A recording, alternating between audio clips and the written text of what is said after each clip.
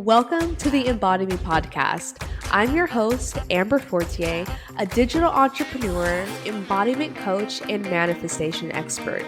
My mission is to help success-driven, ambitious women stand in their power, embody their inner CEO, and manifest the successful business of their dreams. This podcast provides you with thought-provoking conversation, manifestation techniques, and wellness tips to turn your spiritual practices into a lifestyle, discover your inner rich babe, and massively transform your business, brand presence, and bank account. Let's effortlessly manifest opportunities and embody the rich, the confident, and the wildly successful version of yourself. Press play to dive in. Hello, everyone, and welcome back to the Embody Me podcast. I am here with another special guest, Debbie, and we are going to be talking all about self-sabotaging behaviors, language, and how to really be your own cheerleader. So, hello, Debbie. I would love for you to give us an introduction on yourself. Thanks, Amber. I completely love that you just said that about cheerleader, because one of my talks is how to turn your inner critic into your biggest cheerleader. So when we were talking earlier, I was saying that I've got like a fitness and martial arts background, but I've also got a cheerleading background. So that's pretty cool. So I'm Debbie Pickus, and my company is Team Fireball. We started as fitness and activity team building for the corporate market. But I've morphed into more of the mindset of confidence, power, a little side of badass, helping professional women to unleash and unlock that inner badass, because we've all got it in us, right? But oftentimes we don't know it's in there, or we don't believe it's in there. And so my goal is to help women eliminate the self-sabotaging language and behaviors that hold them back, so that they can find that fabulous cheerleader, that fabulous badass, whatever speaks to her. That's what my goal is, to help her find. I work with men too, but typically it's been women that have been my clients. I feel like with a lot of entrepreneurs who start these really amazing businesses helping people, it all stems from a personal problem. It all stems usually from your own personal experience that you've gone through, that you've grown through, and now you can kind of transmute that into helping other people. So I would love for you to share with our audience your personal story of how you got to where you are and what really prompted you to start this kind of business. I love that question. And thanks for asking. Well, I started my company about 7 years ago. Before that, I owned a title boxing club. So the idea of the team building came out of that. But truly what had happened to me many years ago, I mean, they say we're our own ideal client like a few years earlier, right? Or a few years after the fact, like 3 years ago, what I was, that's what my ideal client is now. But many years ago, probably about 10 years ago, I was hearing these things in an abusive relationship I was in. You're fat, you're ugly, you are worthless, you're a failure, your business is never going to succeed. You had an opportunity to own your home and now you're losing it. You're just a mess. And I was hearing on a regular basis this very abusive language. The thing about it was, I wasn't hearing this from a spouse or a partner, and not from a sibling, not from a friend. I was speaking to myself while looking in the mirror. If you know anything about affirmations, you know that affirmations are best said with power and energy out loud and while looking in the mirror. And so I was basically affirming to myself on a regular basis that I was worthless. One day I had an epiphany. And this epiphany was, I imagined my daughter's face if I spoke to her the way I was speaking to myself. Now, my daughter is now 26. We actually just had an amazing girls' weekend that she took me on. It was quite the adventure.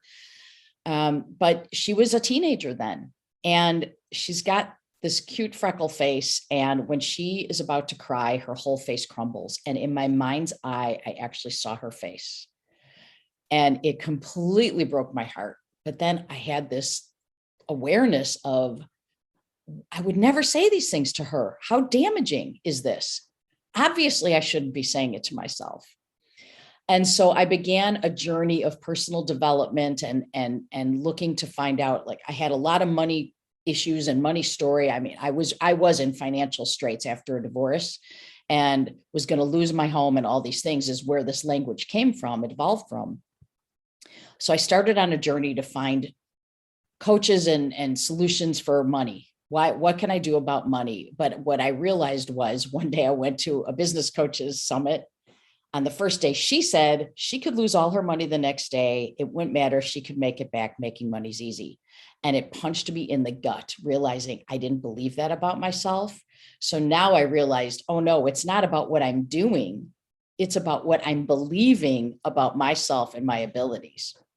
So longer story short, through many experiences, I ended up finding a coach and a methodology around mindset and eliminating these limiting beliefs and eliminating self-sabotage and all those things, and dove completely into it. And then he actually offered a certification. So I've got that methodology is what I work with. And then I also bring in my martial arts and fitness and self-defense background. So it's kind of a mind-body connection thing happening in some of the principles, which is very in line with what you guys are doing too.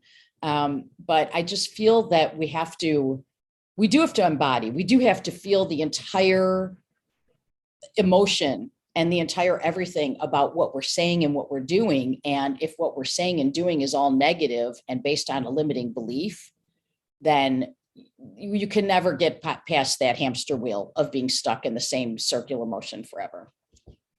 That's the long version. Thank you so much for sharing. And I feel like so many of us who are listening can totally resonate with having really hard language on ourselves. We're often, definitely our worst critic. And I think it's a really beautiful moment that you had of like imagining your daughter's face and thinking like, oh my God, I would never say this to someone I love. How can I say this to myself? Because as you said, the beliefs that we have about ourselves, that's going to change our outlook on our lives. That's going to change our outlook on, and affect our relationships with other people. And therefore it's going to, affect our actions and our beliefs. And your whole life is just going to be in a negative downward spiral if you're just continuously putting yourself down and just filling your mind with negativity. So it's so important to have that awareness and to really just check in with yourself and realize, wow, what am I saying to myself? Is this really true? And is this what I want to be true? Because what I always love to tell my clients is that your subconscious mind does not care what's real or not. And a really good example I heard is like, if you plant a seed, the soil does not care if you're planting a weed or if you're planting roses, but whatever you plant and whatever you water is going to grow every single day. So what are you feeding your mind and what are you telling yourself? And once you kind of come to the realization that, maybe you do have these negative self-talk beliefs or patterns, that's the first step of being able to start to change that. So for the people who are ready to change these beliefs, what is the next step? What do we do next once we have this awareness of what's going on? I love that question. And exactly what you were saying. I mean, your subconscious mind does not know the difference. It only knows what it's being told and what the beliefs are. Having the awareness is really great. That's the first step. But then you have to look at what's underneath this awareness. So let's say, for example, you have a moment where there's a trigger outside yourself, some circumstance happens. And in that circumstance, you suddenly feel an emotion. You feel stressed or you feel fear or something comes up. It's important to stop in that moment and think, what am I thinking right now? Okay, well, my boss came to me and said, this report is late, or I need to talk to you in an hour because of something. And immediately you freak out. Oh my God, what's going on? Why does he want to talk to me? Or why does she want to talk to me? What did I do wrong? I'm going to get fired. Then I'm going to lose my house. Then I'm going to be under a bridge. I mean, pretty much our mind goes from somebody just said, I want to talk to you to, I'm destitute. I'm done. And so it's really understanding what the thought is that's underneath that, because our thoughts are directly related to our beliefs. There is no way to think any differently than you believe. And so when we're thinking these things of whatever it is, I might get fired. I'm not, underneath that is might be, I'm not good enough. I don't have the skills to do this job.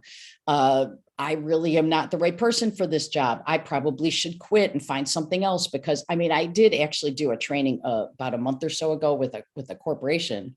And I got feedback from one of the attendees that she said that the workshop was helpful and timely because that morning she thought she was going to have to quit her job because of her lack of abilities. And so this work saves people from these huge, mistakes or decisions or things that they have. And that was just an hour workshop, right? When I work with clients, we dig really deep in, because sometimes you can be aware of this thing keeps happening over and over, but oftentimes the next thing down, just whatever the thought is, that's not the actual thing, right? That the actual thing is 3 or 4 layers deep. And that's why I always recommend that people find a coach, find a therapist. Therapists work differently. I'm not familiar with what that is, but a coach or somebody that can actually help you, or a hypnotherapist that can help you really dig deep down and find out what is for real going on. Because even with me, I was making all these mistakes over the years, and I just thought something was wrong with me. And that's what, like, I listen for that language in people when it's, what am I doing wrong? Why can't I X? Well, that's because there's some limiting belief under there that you're programmed. And like you said, it's so deep in that it's already planted. So it's great to start with the awareness of noticing, like, oh, this language, well, I've got to stop that. Because even when I stopped that, it helped a little bit, but I had to go way deeper because these things were in my brain since childhood, as they all are. And that's the tricky part of it, because a lot of these things happen from when we were a child. And I love how you said hypnotherapy. I recently had a hypnotherapy session, and, during the session, she had me just close my eyes and pretty much go back to a moment in my childhood where I felt a certain way. And I was so surprised. She's like, whatever comes up, just let it come and just don't think too much about it. Just let it happen. And I was just so incredibly surprised at what that memory was, because I would never have guessed it. I would never have, thought like, wait, this moment when this happened, this is when I started to hold this belief, thinking oh my God, I all these years, this event has been affecting my life in so many ways and in so many different circumstances that it's just really incredible to do this work and really heal on a subconscious level. And I totally agree. It's so important to find a coach, find, someone who can help you, because it's often just so hard to do it on your own when, you don't know what is the next step. How can I move past this? Yeah, we have blind spots. It's easy for us to see things in other people, but we can't really see them in ourselves. And I recommend somebody who's an expert at finding these things, because it's just like if you were going to go play golf, and you wanted a coach, you would find somebody that was an expert in your golf swing, right? So don't just ask your friend, you can, but I highly recommend it. It's interesting that you said that too, because whatever that experience was, you made it mean something. I don't know what it was, and we don't have to talk about that, but you made it mean something that it probably didn't mean at all, right? But when we're children, we basically are recording every experience from the time we're 0 to the time we're about 5 or 6 years old. That's how we create our memories. And depending on the quality of the experiences we have, we might attach a meaning to something. I give an example of the first time you encounter a dog. And if you're in the stroller or walking with your mom and a dog sniffs you and it tickles a little and it's funny, we've got a little girl across the street that loves our dog. He's the same height as her. And so then you think oh, dogs are friendly. This is fun. This is cool. But if you experienced a fear-based thing, like a dog attack or a bark or anything, you're going to assume that dogs are dangerous. And then every time you see a dog after that, you're going to interpret what the dog does. Even if that dog isn't dangerous or scary, you will interpret it that way because you've got that belief. But the great news is beliefs are just decisions. I actually just posted this meme. I wrote this meme a few weeks ago. It was kind of like, would you trust a 5-year-old with a huge life decision. That's what you do every single time you buy into your limiting beliefs. You're trusting your 5-year-old self, your 3, 4, or 5-year-old self with some decision in life that you made when you were 3, 4, or 5 years old, but you would never go to a 5-year-old and be, I'm going to go for this promotion. Do you think I should or not? Like, it's so ridiculous when you hear it like that. But that's the thing. It's like, what's what we do because we don't know any better and we don't realize, but we make these decisions when we didn't know any better. And then, as you noticed, when you did your hypnotherapy session, it was in there. And you're thinking, what this is the thing. But now that you see it, you can't unsee it because it's probably everywhere. And you could go back and be like, that time that affected it. And that time that, like you said, that time it affected it. And that's what we do. Like, you can look back and connect all the dots going backwards and see what it is when you discover what it was. Yes, and it's so powerful. And I love your meme. That is so funny because it's true. Like, these beliefs that we had from when we were a child, we didn't understand anything. Are we really going to let that hold us back? Are we really going to let that change the trajectory of our lives and in our futures based on something that probably isn't true? And yeah, it's so interesting. So once we have this awareness, and of course we can use a hypnotherapy or a coach or, get that support that we need. But what other tips do you have for our listeners on, how to, as we said, be our own biggest cheerleader and, stop letting this inner critic really get in our way? Well, so I would say the most important thing is that if something keeps coming up in life, right? Let's just say, I'm going to use my own example, the money situation. Anytime money came into my life, it would just poof, disappear. Somehow I would make sure it disappeared. Anytime there was an opportunity for me to build something or build some wealth or do some kind of thing related to money, it would be gone, right? Like, I could look back at my bank account and think, where did this go? I don't understand. And so if listeners are having a situation that keeps coming up, a place in their life where they're stuck, a place in their life where they just cannot get ahead no matter what they do, understand that there's something going on right there. And try and go back and think, like, what do I believe about this? Because I knew all along something was wrong, right? I mean, it took until I started doing the work to find it. There are a lot of ways to do this work without hiring somebody. I mean, you can listen to podcasts and you can read books and there's just a lot of great things out there. Listen to personal development on YouTube. There's a lot of places to do it, but you really do have to first have an awareness that there's a problem. If you feel an emotion and you can get back to the thinking underneath it, right? Like I gave the example of your boss comes in and says this thing, and then suddenly you have this fear. What are you thinking behind that? Well, I'm thinking that I don't have the skills. Okay, but is that really true? Do I really not have the skills? I mean, I did get hired. She didn't say that I did something wrong. I'm just believing I did something wrong. So you almost have to really dig deep. And if you get underneath and think like, I'm not good enough, I don't have the skills, you can make a new decision. I do have the skills. I am good enough. I mean, it's usually some form of the opposite. It's kind of it's like a base level way to do it. But whenever you think these negative thoughts, create a positive thought that's the exact opposite. It might feel like a little bit of BS at first, right? But do it and then find some evidence to support that decision, that new decision. So I'm not good enough. I'm good enough. I was good enough to get hired. I was good enough to do this project. I was good enough to do this. I was good enough to do that. It could be around dating. There's no good men or women out there. There's plenty of good men or women out there. I just haven't found the right one yet. Evidence. My neighbor's married to a great guy. So obviously there's good men out there, right? 6 of my friends are married or dating great guys. There's definitely good men out there, so you can borrow the evidence from somebody else if you don't feel like you have any, but you just want to find evidence that this thing exists out there. I had a coaching session with one of my clients recently as well. And he was saying that, we were diving deep into, a lot of his negative self-language, I guess, and really helping him to, frame like, I was asking like, why do you feel like it's so hard for you to achieve your goals? Because I'm lazy.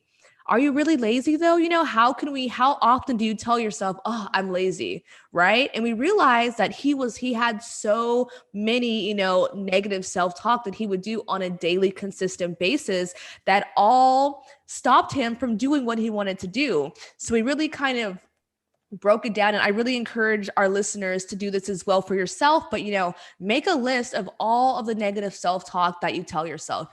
I'm lazy. I'm not good enough. I'm always broke. Nothing good happens to me. I'm a horrible person, whatever you say to yourself. And on the other side, how can you reframe that? How can you change that language? So whenever you hear yourself saying, I'm broke, actually, I'm not broke. I just don't have the money to buy this right now. Even that simple switch is going to change your outlook, because if you're, giving yourself the power back, and instead of you're broke, you don't have money, it's like, you have enough money to pay your rent, you have enough money for these, but at the moment, I just don't have the money for this right now. And just these small little tweaks to how you talk to yourself, I promise you, is going to make a huge, huge difference in your life. So true. It's just watch your language.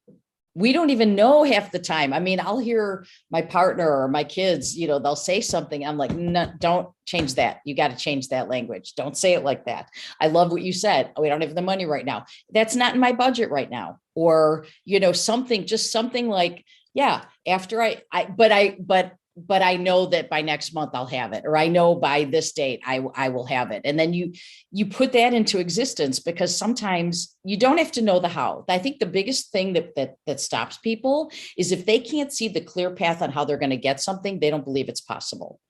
And you just have to have faith, right? You just have to have a belief that it's coming. This was a hard one for me, right? And this is a hard one for my partner. He's just like, if I can't see all the steps, then it's not happening. And I had to start changing my belief system about like, oh my God, I'm never going to have the money I want. I'm never going to have the things I want. Because I went from being in a situation where I had lost everything to being able to join coaching programs, being able to start my business, being able to do all these things that I couldn't do before. And it's because I started just believing like, I can create this. I can create this. I mean, we can all create it. You just have to believe that you can create it. You don't have to know the how. You don't have to have the steps. Just do the one next thing. What's the one next thing? How can I create? I mean, that's actually, I love this expression. Instead of I can't, say, how can I? I love that. And I think it's so important for people, with my own examples. What really helped me to surrender the how is, looking at my marriage. If I would have thought 5 years ago, okay, this is how I'm going to meet my soulmate, this is how it's going to happen, and thinking that I need to know every single step, it's just ridiculous, because the way that everything worked out was just so divine that I could not have planned it or imagined it myself. So I really encourage you to, if you're struggling with feeling like you need to know all the steps, think back to a time in your life where something amazing happened, or think back to, how you got this job, or how you're where you are right now. Would it have been possible for you to know every single step? Absolutely not. It's just no way. And that really helped me to be able to release the how and just trust in the process, and to, like you said, focus on what it is that you want and just take one step at a time. Just take that next step and have that big vision in mind, and then just release the need to know every single detail. Perfect. Yeah, exactly. I love what you said. There's no way you could possibly have known. I mean, I met my partner networking. We were friends first for like 8 months. And I don't even remember what the situation is, but one time because, we were kind of dating a little bit, but we weren't exclusive, it was just like, and I saw him after he had been out doing something, and he said, I just want to know if we're an exclusive, because this redhead was interested in me tonight. And I started to feel guilty, but then I realized like, you haven't completely committed to me. And all of a sudden I'm like, ooh, I don't like that idea. and that was it. Like, that's all it took. Right. But it's just so funny. And so, of course, we have a redhead joke now, but you just don't know. You can't know. Like, it just, life is always working for us, and it's happening in its time, not in our time. And I think what the big problem is with a lot of people is when something isn't going according to their plan, they think it's never going to happen, or they think that something's wrong, or they think they should, finger quotes, be further along. And if you were supposed to be further along, you would be further along, right? You're exactly where you're supposed to be. And it's all working out as it's meant to. I mean, how many times do we think that something didn't work out the way we thought it should? And then later we can look back and see like, oh, now I see exactly why that had to happen that way. Yes, I love that so much. It's the most difficult part, of life, I would say for myself, is like just trusting and just releasing all of the expectations and, all of the ways you think everything needs to go. It's most likely not going to go exactly as you planned. And that's okay, because it's going to work out just the way that it needs to. So yes, I am loving all of this. And so once again, when it comes to negative self-talk, being your own cheerleader, do you have any last words of wisdom or any additional tips that you would like to give our audience before we wrap this up today? Oh, goodness. I feel like I gave it all. Well, it's maybe just reiterate, basically watch your language and notice what you're saying to yourself. I like that you brought up, think about what you say to yourself and even write it down, because sometimes when we don't document things, they don't exist in our mind. They just don't exist. So I would keep a journal of the things, and stop yourself when you are saying something that's abusive. I'm not good enough, or I'm ugly, or I look terrible, or this or that. Anything that you say, imagine somebody that you absolutely love. For me, it was my daughter, but somebody you love. What would their expression be like? What would it do to them if you spoke to them with that same energy, that same vengeance, that kind of power? So that would be the first thing, because once you stop doing that, now you're going to be able to put more positivity into your life. And I'm not saying false positivity, right? But it's just really stopping yourself in those tracks and trying to reframe, as you said. That would be the biggest thing, I would say. You've got to start there with that awareness and get some help, reach out to somebody or something. It doesn't have to be a coach that you pay money for, but it could be just read some books, listen to some great, powerful, personal development on YouTube or one of those things, or reach out to somebody if you feel like that's the way to go. Thank you so much for these tips. And thank you so much for being here today. It was so lovely to have this chat. And for people who want to connect with you further, they want to learn more, they want to get into your circle, where can we find you online? Oh, that's awesome. So let's see, what's the best way to do it? I'm going to say, just email me. On Facebook, I'm Debbie, RAPPORT PICKUS, right? So you could find me on Facebook that way. You could go to www.team-fireball.com and hit the contact us button. You're going to find mostly my self-defense training and all that on there, and team building. You're not find as much coaching. Or you can email me, Debbie@team-fireball.com. If you're going to do that because you have questions, just say that you saw me on Amber's or heard me on Amber's podcast so I know who you are. LinkedIn too, Debbie Pickus on LinkedIn. Perfect. And I will have all of the links in the show notes on our blog post. So there you go. Go to the show notes if you want to find me. Let's do it that way. It's easier. Perfect. And once again, thank you so much for being here. And thank you everyone for tuning in on today's episode. I hope you enjoyed this juicy episode of the Embody Me podcast. If you love this episode, please give us a 5-star rating and share with the woman in your life who needs to hear this. And don't forget to subscribe so you can keep up with all of our upcoming releases. I cannot wait to catch you in the next episode.